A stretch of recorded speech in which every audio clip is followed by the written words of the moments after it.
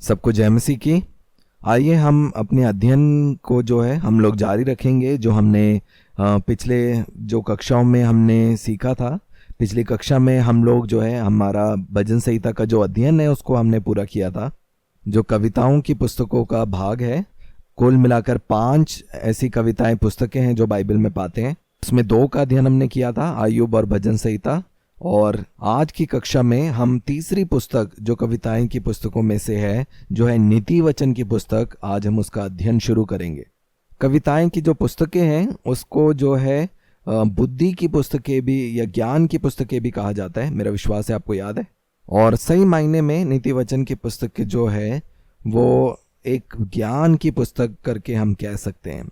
जब हम भजन संहिता का अध्ययन कर रहे थे हमने सीखा था, भजन संहिता जो था मनुष्य के जब वो घुटनों में आकर जब वो स्तुति करता है, वो प्रार्थना करता है, जब वो पश्चाताप करता है, जब वो महिमा करता है, जब वो आराधना करता है, इन सब बातों का वर्णन हम भजन संहिता में पाते हैं। और जब हम नीति वचन की पुस्तक में आते हैं हम एक व्यवहारिक मसीह को देखते हैं जो अपने पैरों में चल रहा है, अपने व्यापार में उस बुद्धि की समझ का इस्तेमाल कर रहा है, अपने खेल के मैदान में जो है वो बुद्धि का इस्तेमाल कर रहा है, और अपने जीवन के हर एक पहलू में उस बुद्धि को कार्य करता हुआ देखते हैं। तो ये जो पुस्तक है ये एक व्यवहारिक मसीह जीवन की महत्वपूर्णता के बारे में हमें और अधिक बताता है। और एक व्यवहारिक ईश्वरताई एक ऐसा स्वभाव है जो हमें अभ्यास में लेके आना है। और मसीह जो जीवन है वो एक अभ्यास का जीवन है जिसमें हमें बहुत सी जो है जिम्मेदारी मिली है। हम आदर करते हैं, प्रेम करते हैं अपने पड़ोसी से, अपने माता पिता से। हमारी बहुत सी जिम्मेदारी हमारे बच्चों के लिए, पारिवारिक जीवन के लिए, और यहाँ तक कि जिस देश में रहकर हम वहाँ के वासी हैं उस जगह के लिए भी हमारी बहुत सी जिम्मेदारी हैं। और अगर हम ये सवाल पूछें कि नीति वचन क्या है, तो इस प्रश्न का उत्तर जो है हम पहले अध्याय में जो है इस प्रश्न का उत्तर हम पा सकते हैं। और जब हम नीति वचन 1 अध्याय 1 से 6 वचन जब हम पढ़ते हैं वो परिभाषा बताता है कि नीति वचन क्या है। हम इन वचनों को पढ़ेंगे। 1 अध्याय 1 से 6 वचन यहाँ पे इस प्रकार से लिखा है। दाऊद के पुत्र इज़राइल के राजा सुलेमान के नीति वचन, इनके द्वारा पढ़ने वाला बुद्धि और शिक्षा प्राप्त करे और समझ की बातें समझे और काम करने में प्रवीणता और सहीपन, न्याय और निष्पक्षता की शिक्षा पाए, कि भोलों को चतुराई और जवान को ज्ञान और विवेक मिले, कि बुद्धिमान सुनकर अपनी विद्या बढ़ाए और समझदार बुद्धि का उपदेश पाए, जिससे वे नीति वचन और दृष्टांत को और बुद्धिमानों के वचन और उनके रहस्य को समझे। तो इन वचनों से हम समझ सकते हैं नीति वचन का उद्देश्य कि नीति वचन पढ़ने के द्वारा हम उस बुद्धि को, उस समझ को जो है हम प्राप्त करते हैं। वो जो प्रकाशन, जो रहस्य हैं, उन भेदों को समझने के लिए हमें मदद मिलती है। हमें मदद मिलती है समझने के लिए कि क्या सही मायने में सही है और क्या गलत। और ये सब जो जानकारी है हम नीति वचन की पुस्तक से हम लोग जानकारी को प्राप्त कर सकते हैं। तो नीति वचन में जो है हम स्वर्गीय ज्ञान को प्राप्त करते हैं इस पृथ्वी में संसार के व्यवहारिक जीवन में इस्तेमाल करने के लिए। वो हमें सिखाती है, उत्साहित करती है उस ईश्वरताई को और अधिक अभ्यास करने के लिए। और ये पुस्तक मदद करती है हमारे जीवन के हर एक पहलू में उस बुद्धि और समझ को प्रदान करने के लिए। लेकिन अगर आप फिर भी इस सवाल को पूछेंगे कि नीति वचन क्या है, तो इसकी परिभाषा में ऐसे कह सकते हैं कि संक्षेप में वो ज्ञान की बातें लिखी हुई है कम शब्दों में, जिसे लोगों ने समय में अनुभव किया। और जब हम इन वचनों को पढ़ते हैं हम देखेंगे कि ये पुस्तक जो है आपस में जो है वो वाद विवाद नहीं करती, लेकिन हर एक चीज़ में जो है हम एक सामान्यता को हम पाते हैं। कोई भी नकारात्मक जिसे विज्ञान नकारे उन बातों को हम वचन में नहीं पाते। और नीति वचन की पुस्तक में हम देखते हैं कि वो हर एक मनुष्य के चरित्र की तस्वीर बनाती है और वो हमें सिखाती है कि कैसे हम एक व्यवहारिक मसीह जीवन को इस संसार में जी सकते हैं। एक वचन को हम पढ़ सकते हैं जो वचन और अधिक जो है मदद करेगा आपको समझने के लिए नीति वचन का उद्देश्य। वो वचन है 4 अध्याय और उसके 23 वचन में हम पढ़ेंगे। 4 अध्याय 23 वचन यहाँ पे इस प्रकार से लिखा है। सबसे अधिक अपने मन की रक्षा कर, क्योंकि जीवन का मूल सूत्र वही है। लिखा है सबसे अधिक अपने मन की रक्षा कर, क्योंकि जीवन का मूल सूत्र वही है। और ये वचन जो है राजा सुलेमान के द्वारा लिखा गया, और उसके 1000 सालों बाद हमें ये मालूम चला, यहाँ तक कि विज्ञान के द्वारा भी ये पुष्टि की गई कि ये बात जो है ये सत्य है। और उन्होंने इस बात की पुष्टि करी कि हाँ, कि जो सबसे अधिक जो है हमारे मन जो है वो जीवन का मूल स्रोत वही है। जैसे मैंने कहा, नीति वचन में कोई भी वचन ऐसा नहीं है जो नकारात्मक विज्ञान के दृष्टिकोण से देखा जाए, या कोई भी ऐसा वचन नहीं है जो सत्य ना ठहरे। तो नीति वचन वो ज्ञान है जो स्वयं परमेश्वर पिता के द्वारा दिया गया हमारे जीवन के हर एक पहलू के लिए, और हम नीति वचन में संपूर्ण भरोसा रख सकते हैं हमारे व्यवहारिक जीवन के चाल चलन के लिए संसार में। और अगर इस पुस्तक के लेखक के बारे में अगर हम बात करें, मैंने आपको पहले ही कहा कि जो 5 कविताएं की पुस्तकें हैं, जिसमें से 2 जो हैं हम अध्ययन कर चुके हैं, और अब उनमें से जो बाकी 3 हैं, 3 मतलब नीति वचन की पुस्तक, सबोपदेशक और श्रेष्ठ गीत, और ये जो तीनों पुस्तकें हैं ये लिखी गई थी राजा सुलेमान के द्वारा। नीति वचन, शबोपदेशक और श्रेष्ठ गीत, ये तीनों पुस्तकें जो हैं राजा सुलेमान के द्वारा लिखी गई। और जो नीति वचन का मुख्य उद्देश्य जो है वो है ज्ञान। सबोपदेशक की पुस्तक में जो मुख्य उद्देश्य है वो है मनुष्य की मूर्खता, और जो तीसरी पुस्तक श्रेष्ठ गीत का जो मुख्य उद्देश्य है वो है प्रेम। तो ज्ञान, मूर्खता और प्रेम। और जब हम नीति वचन उसका 1 अध्याय का 1 वचन हम पढ़ते हैं तो वो बात जो है बहुत स्पष्ट करता है। वचन में लिखा है, दाऊद के पुत्र इज़राइल के राजा सुलेमान के नीति वचन। और ये जो वचन है इस बात की पुष्टि करता है और बात बहुत स्पष्ट करता है कि जो नीति वचन की पुस्तक है ये लिखी गई थी दाऊद के पुत्र राजा सुलेमान के द्वारा। और जब हम आगे देखें, यहाँ तक कि 25 अध्याय, नीति वचन 25 अध्याय और 1 वचन में भी हम इस बात को पाते हैं। लिखा है, सुलेमान के नीति वचन ये भी हैं जिन्हें यहूदा के राजा हिजकिया के जनों ने नकल की थी। और 30 अध्याय 1 वचन में हम देख सकते हैं, लिखा है, याके के पुत्र आगूर के प्रभावशाली वचन। और 31 अध्याय 1 वचन में हम देख सकते हैं, लिखा है, लमुएल राजा के प्रभावशाली वचन जो उसकी माता ने उसे सिखाए। तो यहाँ पे कुछ जो है आप सोच सकते हैं कि लमुएल कौन है, और लमुएल जो है वो स्वयं राजा सुलेमान को बताया गया है। अगर आपको याद है, जब हम अध्ययन कर रहे थे 2 सैमुएल की पुस्तक और 12 अध्याय उसका 25 वचन में देखा, वहाँ पे हम पाते हैं कि कैसे जो सुलेमान का नाम है वो यदिदा रखा गया था परमेश्वर के द्वारा। हम इस वचन को देख सकते हैं, वहाँ पे इस प्रकार से लिखा है, वह यहोवा का प्रिय हुआ और उसने नतान भविष्यवक्ता के द्वारा संदेश भेज दिया, और उसने यहोवा के कारण उसका नाम यदिदिया रखा। और यदिदिया का जो अर्थ है वो है प्रिय, और लमुएल शब्द का भी जो अर्थ है वो भी सामान्य अर्थ है। और यह मान सकते हैं कि लमुएल भी राजा सुलेमान का एक और नाम था जो उसकी माता बेतशेबा के द्वारा दिया गया, क्योंकि 31 अध्याय 1 वचन में भी हमने ये पढ़ा था कि लमुएल राजा के प्रभावशाली वचन जो उसकी माता ने उसे सिखाए। तो इससे स्पष्ट होता है कि ये जो पुस्तक है ये राजा सुलेमान के द्वारा लिखी गई।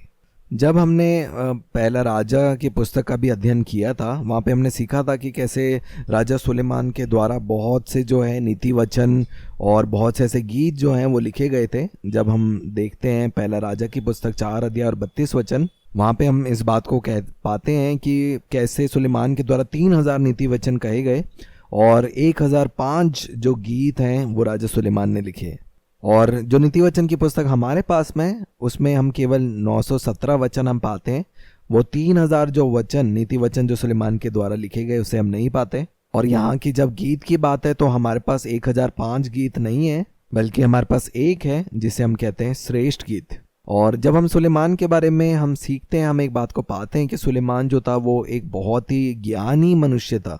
वो एक राजा था, वो एक कविता लिखने वाला था, वो एक विज्ञानी था, और वो रचना करने वाला था, और इन सब से बढ़कर और अधिक था। और जब हम सबोपदेशक की पुस्तक को पढ़ते हैं, उसका 12 अध्याय 9 और 10 वचन में इस प्रकार से लिखा है, उपदेशक जो बुद्धिमान था वह प्रजा को ज्ञान भी सिखाता रहा और ध्यान लगाकर और जांच परख करके बहुत से नीति वचन क्रम से रखता था। उपदेशक ने मन भावने शब्द खोजे और सिधाई से ये सच्ची बातें लिख दी। तो ये वचन भी जो है प्रमाण है कि जो नीति वचन की पुस्तक है वो स्वयं राजा सुलेमान के द्वारा लिखी गई। और इस बात से पुष्टि होती है कि जितने भी नीति वचन हैं वो लिखे गए थे स्वयं सुलेमान के द्वारा। जो उसके आसपास लोग थे उनसे प्रभावित होकर जो ज्ञानी व्यक्ति थे, और जो सारे वचन थे सबसे बढ़कर ये है कि वो पवित्र आत्मा से उत्साहित करके लिखे गए। और फिर हम देखते हैं कि कैसे राजा सुलेमान ने इन सभी नीति वचन को सही क्रम में डालकर एक पुस्तक में पिरोया। और इससे हमें मालूम चलता है कि इस पुस्तक का जो लेखक है वो राजा सुलेमान है, जिसने पवित्र आत्मा की अगुवाई में इस पुस्तक को लिखा। और ये जो था ये लेखक के विषय में था। और अगर हम जो मुख्य उद्देश्य इस पुस्तक के बारे में जब हम बात करते हैं तो आइए हम देखते हैं इस पुस्तक का जो मुख्य उद्देश्य वो क्या है।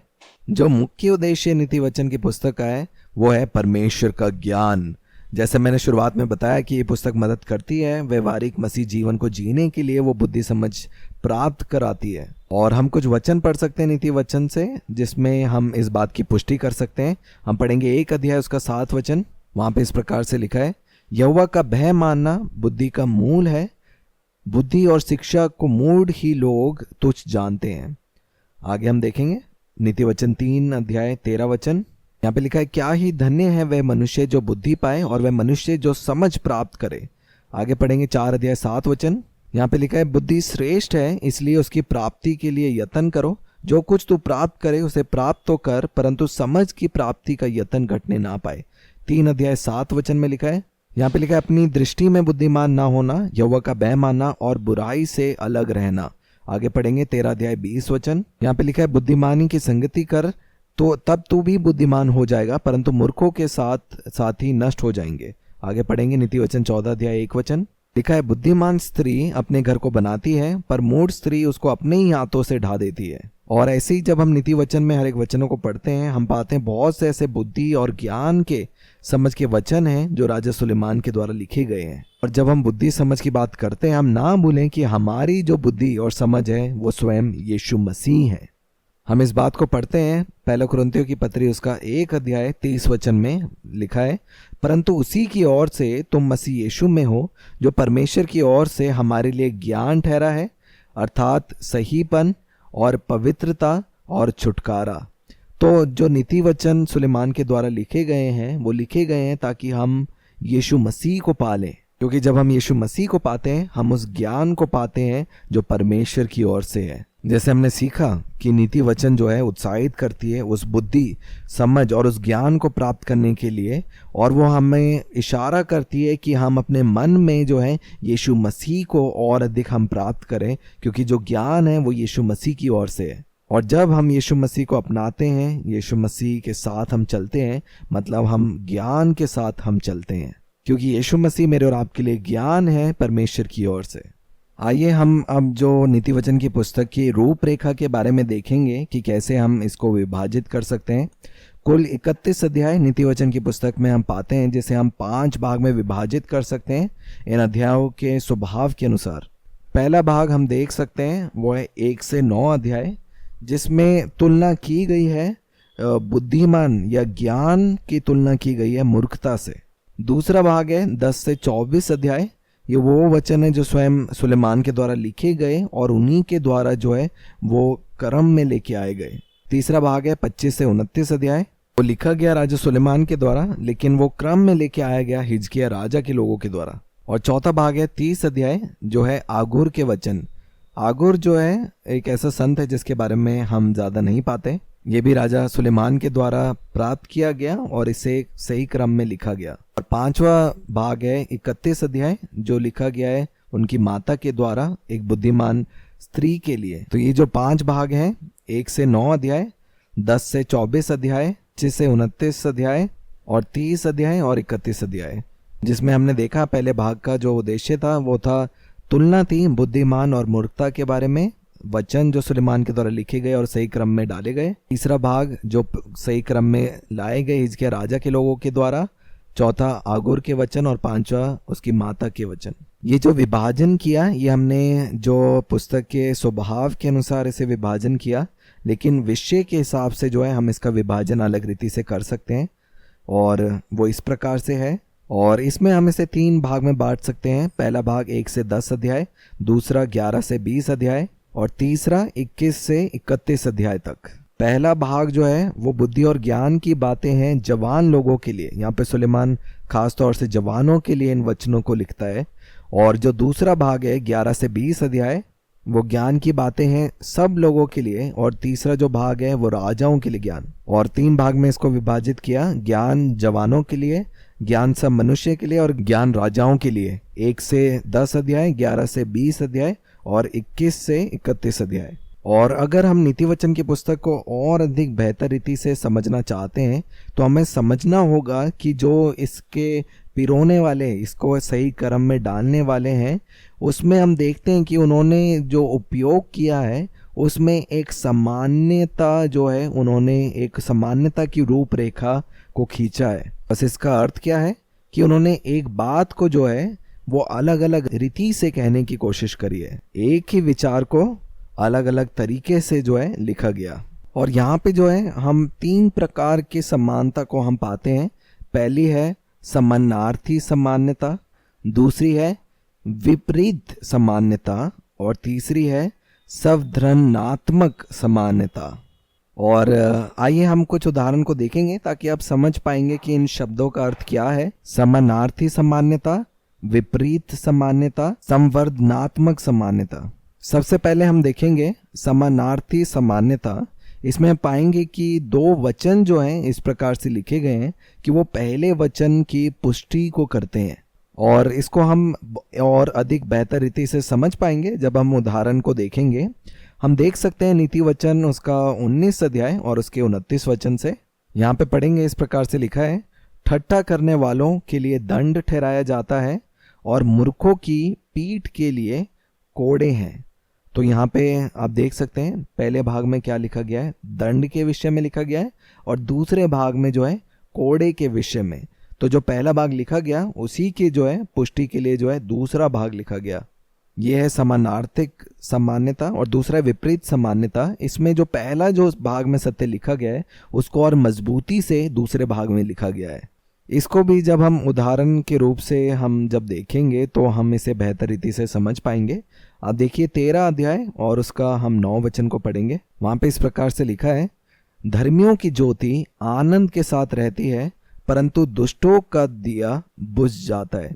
तो यहाँ पे देखिए पहले भाग में जो सत्य लिखा गया है कि धर्मियों की ज्योति आनंद के साथ रहती है, उसको और मजबूत करने के लिए उस सत्य को विपरीतता जो है वो उसका दिखाया गया है कि दुष्टों का जो दिया है वो बुझ जाता है। और ये है विपरीत समान्यता जिसमें धर्मी और दुष्टों के बारे में लिखा गया। ये था विपरीत समान्यता। और तीसरा जो है जो हमने कहा था संवर्धनात्मक समान्यता, जिसे हम कह सकते हैं विस्तार समान्यता, जिसमें जो पहला जो चीज लिखी गई है पहले भाग में उसे पूरा करने के लिए दूसरा भाग लिखा गया। इसको भी उदाहरण से समझ सकते हैं। 20 अध्याय 2 वचन में लिखा है, राजा का भय दिखाना सिंह का गरजना है, जो उस पर रोष करता है वह अपने प्राण का अपराधी होता है। तो सिंह का गरजना जो है वो एक सोच है और इसकी पुष्टि के लिए दूसरा भाग लिखा गया है कि जो उस पर रोष करता है वह अपने प्राण का अपराधी होता है। तो यहाँ पे जो सिंह का गरजना की जो तुलना की गई है वो इससे की गई है कि अपने प्राण का जो है वो अपराधी होता है। और ये जो था तीसरा विस्तार समान्यता, जिसमें पहले भाग में जो है एक सोच है और दूसरे भाग में हम उसे पूरा होता हुआ देखते हैं। और ये 3 प्रकार की जो है सामान्यता रूपरेखा हम देख सकते हैं जो लेखक के द्वारा जो है वो खींची गई थी। और जब हम इस तरीके से जब हम अध्ययन करेंगे तो हम हर एक उन वचनों को बेहतर रीति से समझ पाएंगे जो नीति वचन की पुस्तक में लिखे गए हैं। मेरा विश्वास है आप सभी लोगों ने समझा है और मैं आपको उत्साहित करता हूँ व्यक्तिगत इस पुस्तक को पढ़ने के लिए। और जब आप व्यक्तिगत इन्हें पढ़ेंगे आप जान पाएंगे कि किस प्रकार की सामान्यता रूपरेखा है जो लेखक हर एक वचनों में वो बना रहे हैं। और अगली कक्षा में हम उन 3 भाग का अध्ययन करेंगे कि जो ज्ञान है नौजवानों के लिए, सब मनुष्य के लिए और राजाओं के लिए, इस भाग का अध्ययन शुरू करेंगे। अब सबका धन्यवाद सुनने के लिए। परमेश्वर पिता आप सभी को आशीष दे।